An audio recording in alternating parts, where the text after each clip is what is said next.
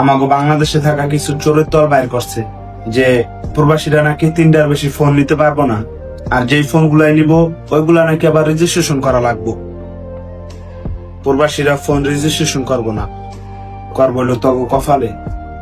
আর সবগুলার চিহ্নিত করে রাখবো, যেদিন সামনে পড়বি ওই দিন মনে কর পিসার বাড়ি আর জোতার বাড়ি দিয়া দেশ থেকে তোকে তাড়ানো হবো।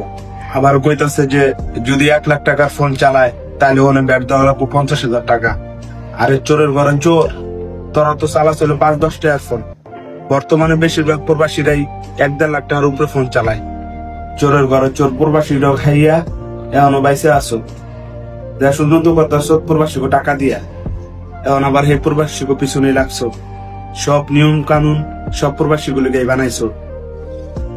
তোর এই প্রবাসী বাপটা না থাকলে সবগুলো না খায় মরতে।